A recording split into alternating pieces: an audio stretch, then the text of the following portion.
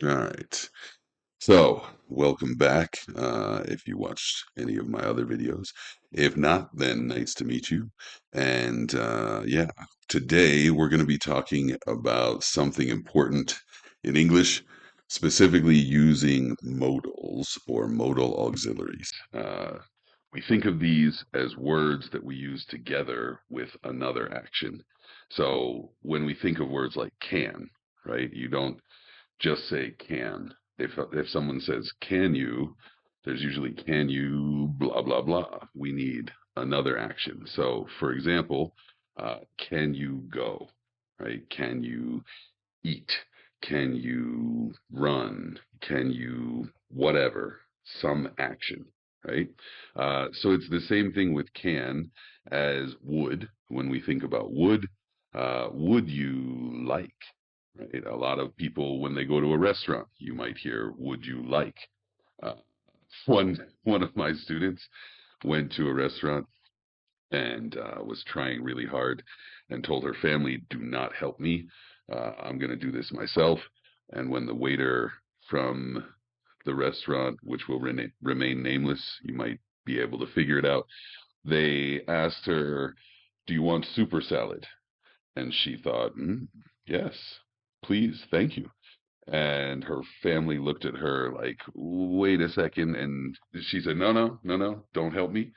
And the waiter said again, sorry, do you want soup or salad?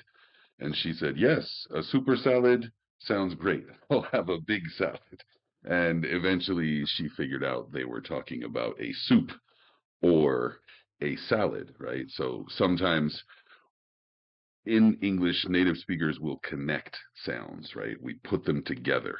And so we're going to talk about modals right now, but we're also going to talk about how native speakers put them together. And that's the key. So everybody here, if you can understand what I'm saying, you probably already understand can and would and these other modals that we have, like should or could. Uh, so we're not going to go too deep into that, but what we're going to talk about is how native speakers say them.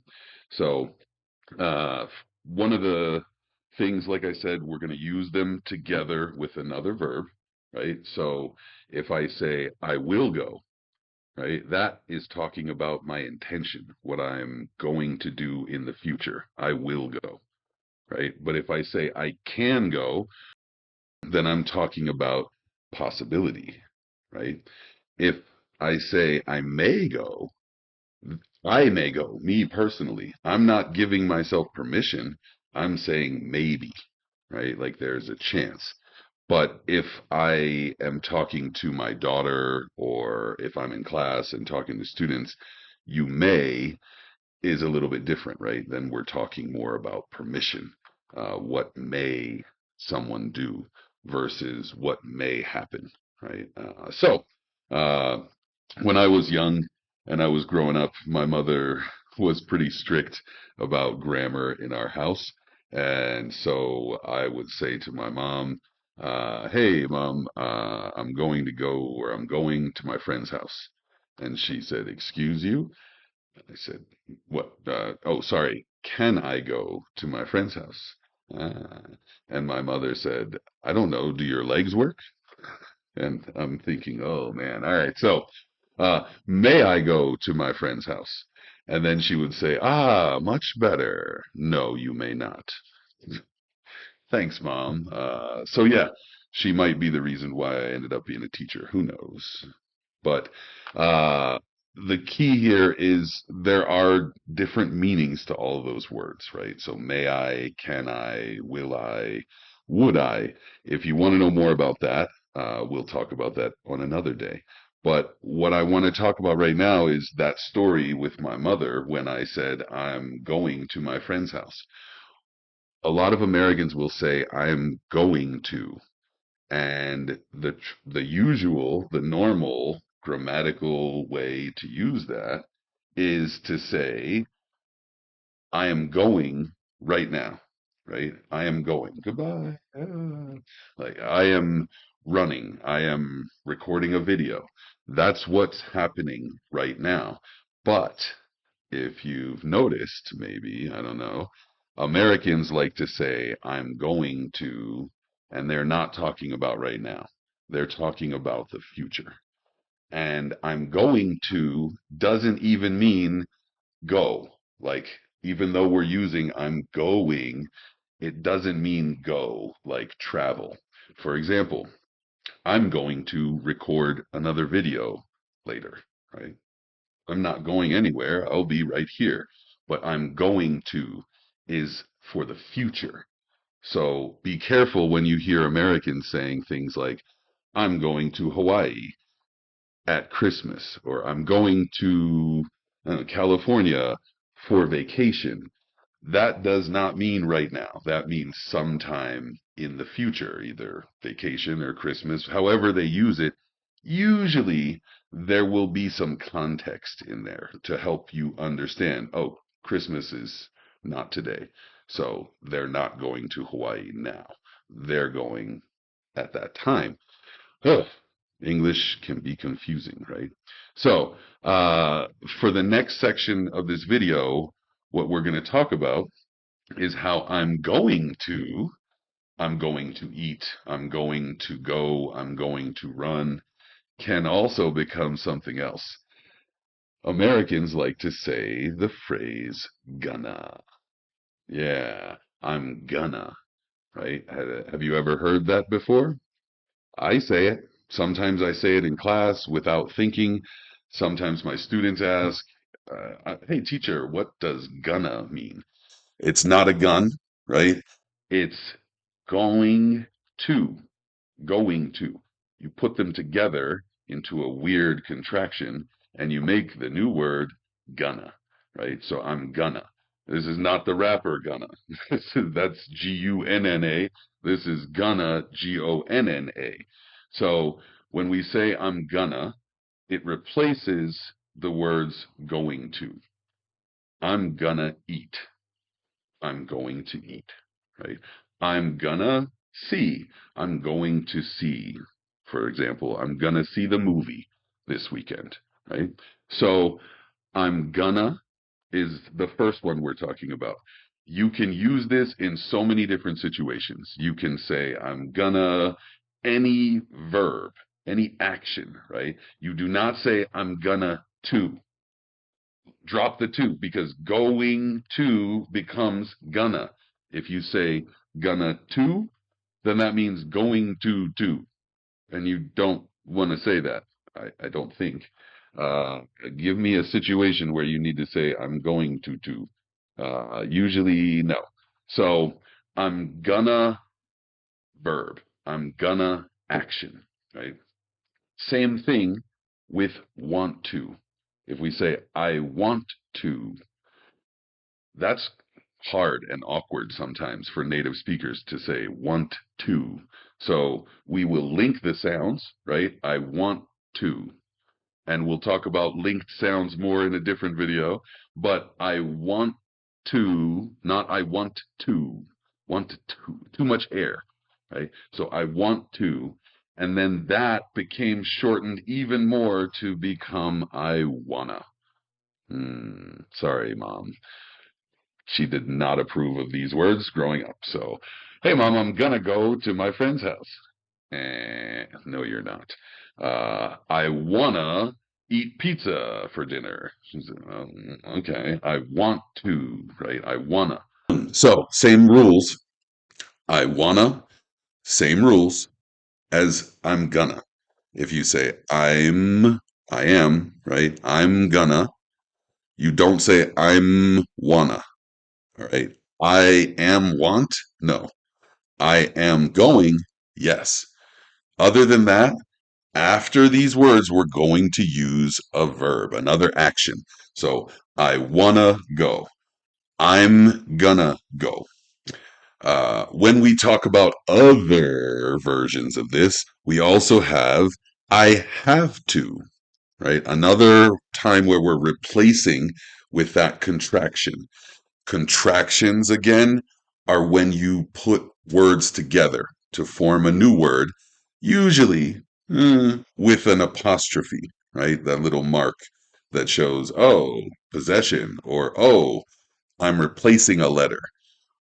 In these examples so far, I wanna, no apostrophe. I'm gonna, no apostrophe. We just smash them together, and that is replacing the word to.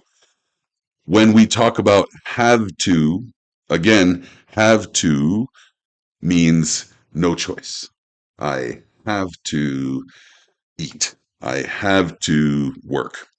So have to gets shortened into, that's right, hafta. Hafta. It's like an F sound, right? Instead of a V. So I have to go. I have to feed the cat. I have to play with the dog, right? I have to. Again, to goes away. Ta now. Wanna, gonna, have to. It's that schwa sound that is very popular in American English. Right? Have to. One more for you with to. I gotta. Right? And this one is not so popular with a lot of my friends across the pond. Sorry, Uncle Pete.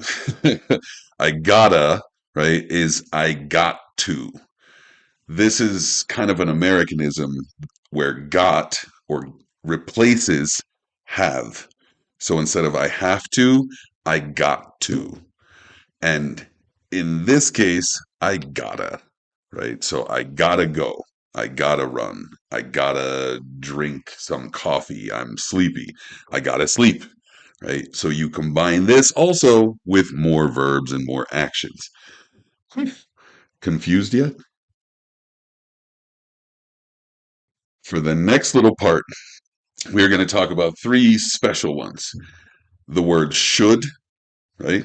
I should or should I, thinking about suggestions, thinking about what is best, what is the most logical choice, right? I should or should I. The other one is could, which we talked about can earlier. Could can be the past of can. Could can also be its own word, like, I could make another video tonight, or I could eat dinner. Both of those things are possible. Uh, so, yeah, you can use could, you can use should, and there's one more would. Like, would you like, we talked about, right? Uh, if you want to make a new contraction using should, could, or would, we're not going to be replacing the word to this time because we don't say I should to or I would to or I could to. Like that doesn't exist. So what we can do is say I should have. And that means something in the past that I did not do, but I should have. I, I didn't do it, but I should have. That would be the best thing, right? But it didn't happen. I can also say, oh, I could have bought a lottery ticket, right? Maybe I picked the winning numbers, but I didn't. So I could have picked the winning numbers. That is also something in the past that is imaginary, right? It's not real.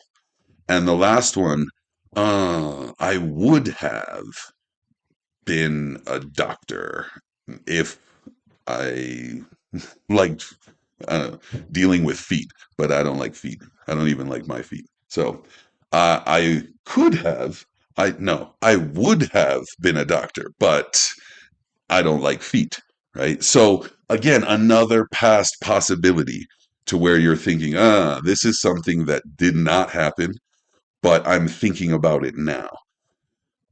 Could have becomes coulda, would have becomes woulda, and should have becomes shoulda. And when you put them together, you get a fancy new phrase, coulda, shoulda, woulda, right? And some people say woulda, shoulda, coulda. Some people say shoulda, woulda, coulda. I don't even know if I'm repeating myself anymore. These are the same ideas, right? They're all expressing this idea of regret or this imaginary past. I coulda, I shoulda, I woulda. And so that's why if you use all three of them at the same time, it becomes a popular phrase.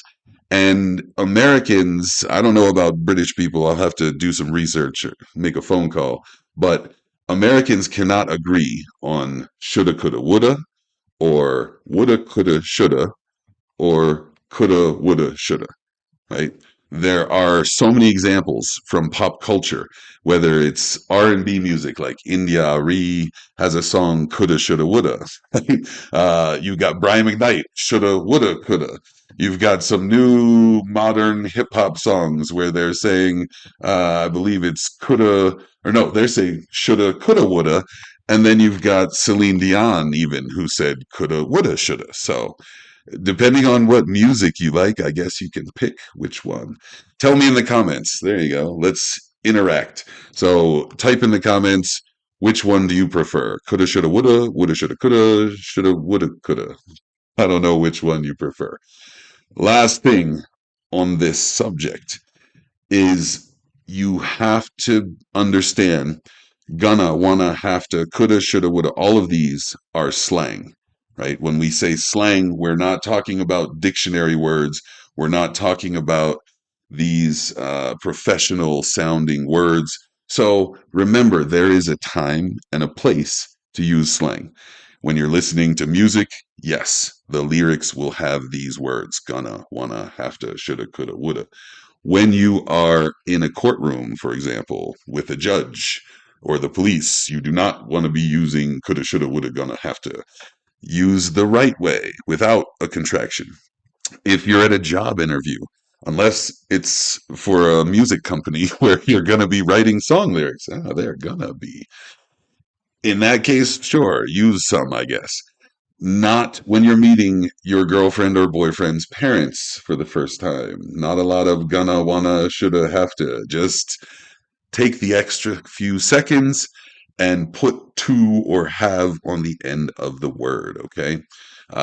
Again, good luck using these. Use them at your own discretion. And good luck with your English travels. All right. Orion Global. See you next time. I'm going to go eat now.